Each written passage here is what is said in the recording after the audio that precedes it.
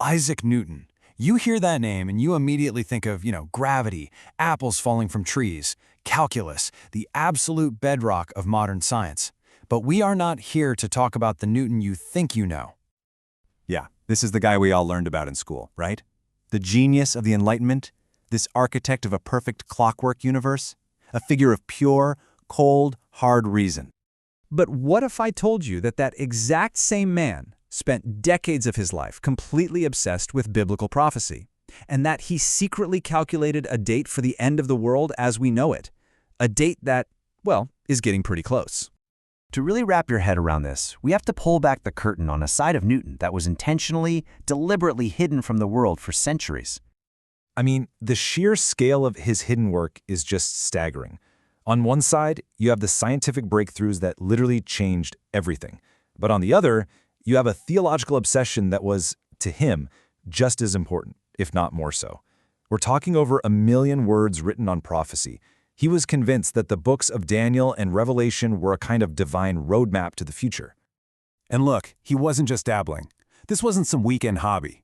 In his own words, trying to understand these prophecies was no idle speculation, but a duty of the greatest moment. For Isaac Newton, this was just as critical as figuring out the laws of motion. Which brings us to the number, the one that set off a media firestorm when his secret papers were finally made public. So let's break down how he landed on this infamous date. 2060. How in the world did the greatest scientific mind of his generation, maybe ever, arrive at this specific year? You'd probably expect some kind of impossibly complex calculation, right? Something to do with the stars. Well, the truth is a lot simpler. So here's how he did it. First thing you gotta know, he wasn't using his fancy calculus for this. He started with the year 800 AD. Why? Because that's when Charlemagne was crowned, an event Newton saw as the beginning of a corrupting religious power in Europe. Then, he took this key phrase from the book of Daniel, a time, times, and half a time, which he, and a lot of others, interpreted to mean 1260 years. So you just do the simple math, 800 plus 1260, and you get 2060.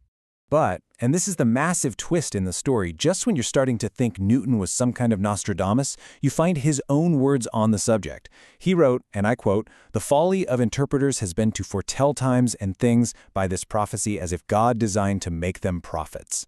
He was completely, totally against setting dates for the apocalypse. It turns out that whole 2060 calculation, it was just a little note he scribbled on a scrap of paper. It was his way of pushing back against all the doomsday preachers of his own time.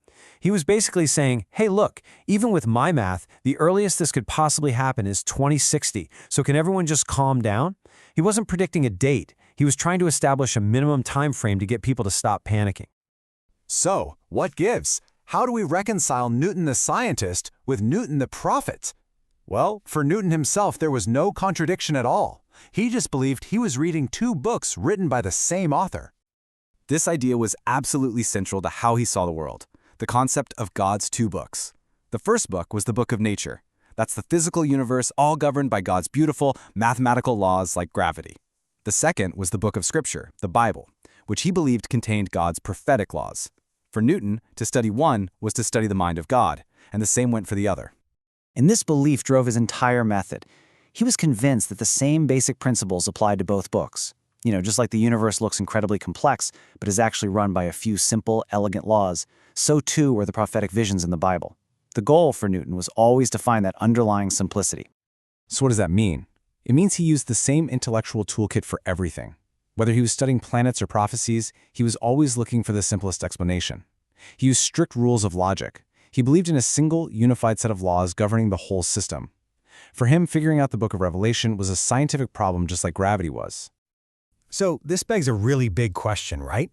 If this theological work was so fundamental to who Isaac Newton was, why is this the first time most of us are even hearing about it?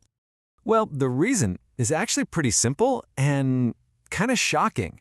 His family, his heirs, they actively suppressed it.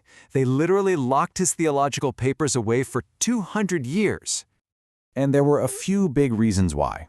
First, and this was the really dangerous one, his papers made it clear he held some heretical religious beliefs for the time. Specifically, he didn't believe in the Trinity. Second, his supporters wanted to protect his brand, They wanted to build up this image of him as the father of the age of reason, and all this prophecy stuff just didn't fit. It felt like an embarrassing superstition that needed to be swept under the rug. I mean, the journey these papers took is a wild story on its own. He dies in 1727, and his family immediately hides them. Then, almost 200 years later, in 1936, they're just unceremoniously sold off in an auction and scattered all over the world. It wasn't until a news story broke in 2003, after many of these papers were tracked down, that the world was finally reintroduced to Newton the prophet. So, when you put all the pieces back together, the famous science and the hidden prophecies, what kind of picture of the man do you get? You get a man who wasn't divided at all. His science and his faith weren't fighting each other. They were two parts of the exact same quest, to understand the universe and the divine mind that he believed had created it. And his conclusions from his prophecies were incredibly specific.